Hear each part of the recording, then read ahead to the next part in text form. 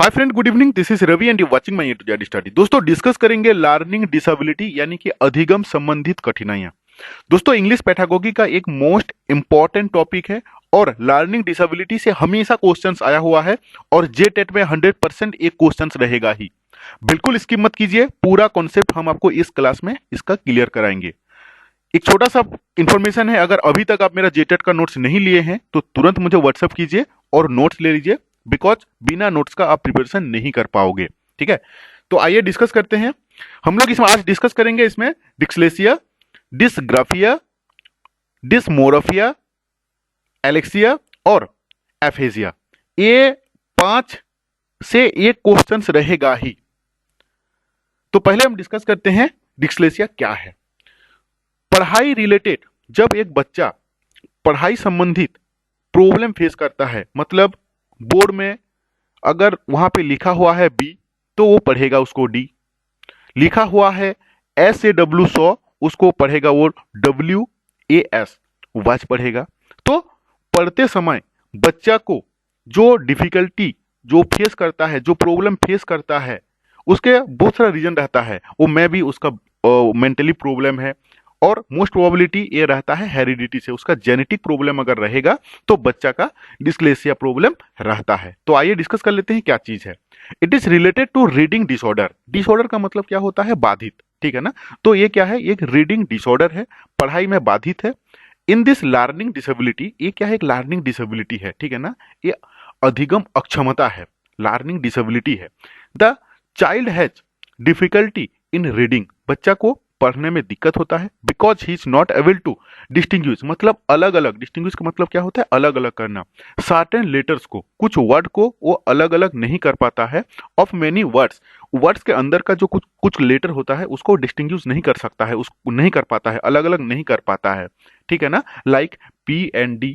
Children's with dyslexia are not able to difference between the saw and was. जो चीज हम आपको बताएं कि बच्चा जब पढ़ाई करता है उस समय उसको वर्ड को अलग अलग करने, डिफरेंशिएशन करने में उसको बाधित होता है, वर्ड को डिफरेंशिएशन डिस्टिंग्विश करने में उसको बाधित होता है। जैसे अगर हम लोग लेटर का बात करें तो उसमें क्या करेगा? पी को डी पढ़ेगा, डी को बी पढ़ेगा, और जैसे एग्जाम्पल रखो 100 को वॉच पढ़ेगा।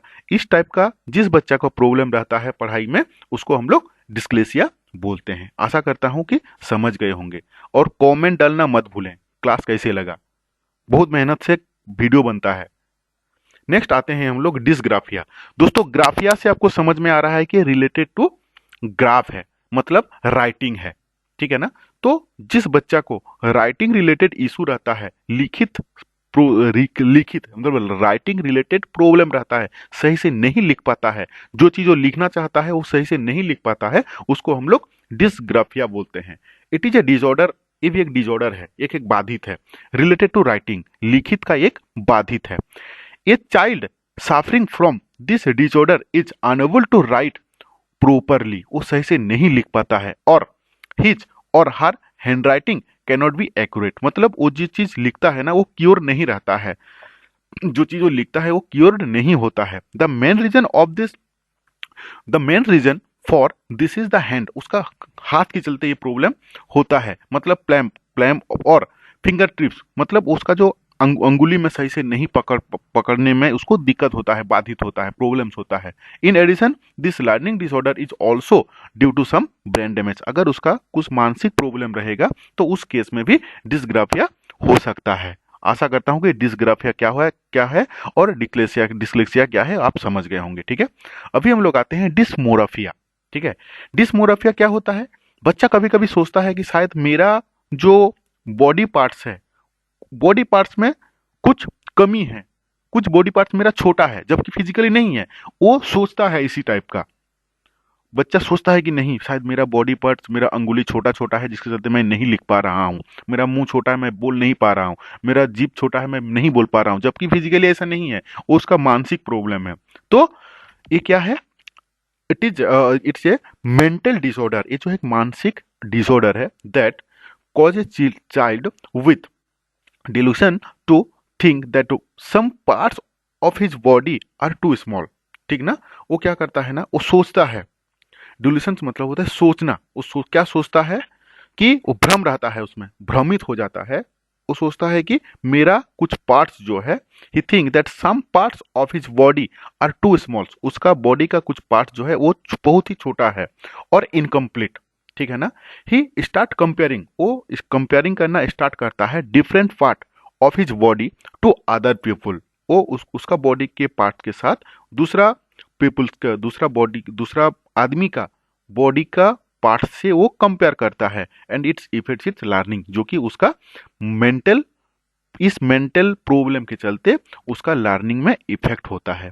दोस्तों मेरा जो नोट्स बना है एकदम इजी लैंग्वेज में बना है, इंग्लिश का, English not only for English, हर एक सब्जेक्ट्स का, जो कि आपको समझने में बहुत ही इजी रहेगा, ठीक है।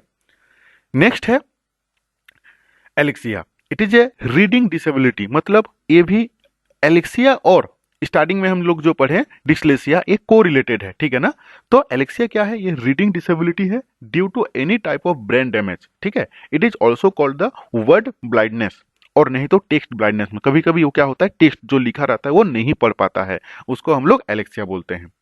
अभी है अफेजिया। अफेजिया क्या है ना, कि बच्चा, एक छोटा बच्चा एक प्रॉपर एज में आने के बाद अगर वो सही से नहीं बोल पाता है, उसका कम्युनिकेशन सही से नहीं होता है, वो जो बोलना चाह रहा है वो अगला सही से नहीं समझ पा रहा है, तो उसको हम लोग एफेजिया बोलते हैं। इट्स कॉल्ड लर्निंग डिसेबिलिटी, एक लर्निंग डिसेबिलिटी है related to language and communications. The child suffering from this feels difficult in learning, वो क्या करता है, वो क्या फील करता है, डिफिकल्ट इन लर्निंग, ठीक है ना। वो समझने में प्रॉब्लम फेस करता है, बोलने में, कम्युनिकेशंस में प्रॉब्लम फेस करता है, लैंग्वेज में जो भाषा बोलता है उसमें प्रॉब्लम होता है, भारवली जो बोलता है, एंड एक्सप्रेसिंग देयर थॉट, वो जो बोलना चाहता है उसको सही से नहीं बोल पाता है due to aphasia. Usually this disorder occurs due to some kinds of damage in brain, ये भी ब्रेन का ही प्रॉब्लम से ही एफेसिया प्रॉब्लम्स रहता है। तो आशा करता हूं कि हम लोग एफेसिया, एलेक्सिया, डिस्मोर्फिया और डिस्ग्राफिया और डिस्लेसिया, ये सारे पॉइंट्स को हम लोग अच्छी तरीके से समझ लिए हैं। क्लास कैसे लगा कमेंट करके जरूर बताएं। जेटेट एग्जाम बहुत ही जल्द होने वाला है।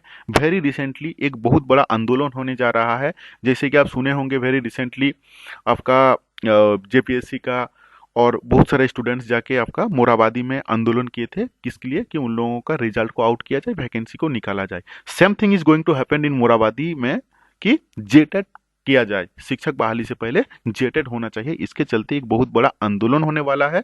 आप लोग बिल्कुल निश्चिंत रहिए, जेटेट होगा। प्रिपरेशन बस आप सही रखिए, क्योंकि जब तक आपका प्रिपरेशन सही नहीं रहेगा, आपको मैं हर एक क्लास में यही चीज बताता हूं कि मोर देन 6 लाख से ज्यादा इस बार आपका जेटेट एग्जाम देने वाले हैं। और जेटेट का एग्जाम अगर आप 2012 और 2016 का एग्जाम मतलब पेपर देके अगर खुश हो रहे हैं कि नहीं मतलब मैं जेटेट को क्रैक कर सकता हूं, तो आप गलत हो।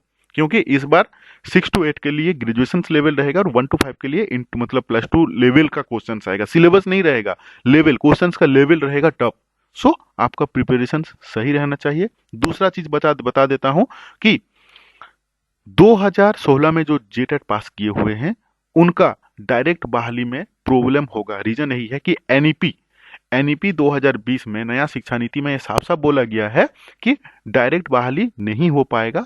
उसके चलते उनको सेकंड एग्जाम देना पड़ेगा, डेमो होना पड़ेगा, डेमो कब देना पड़ेगा, स्किल टेस्ट देना पड़ेगा, ठीक है ना। तो इतना उनको स्टेप क्रॉस करके जाना पड़ेगा। तो एक ही रिक्वेस्ट है आप सभी से, अगर आप 2016 में जेटेट के पास कर चुके हैं फिर भी आप पढ़ाई में ध्यान दीजिए, क्योंकि you have to crack the second exam also. और अगर आप जेटेट एग्जाम देने वाले हैं तो आप दिल दिमाग लगा के पढ़ाई कीजिए। जेटेट एग्जाम 100% होगा, भरोसा रखिए, ठीक है। Thank you to watching this video.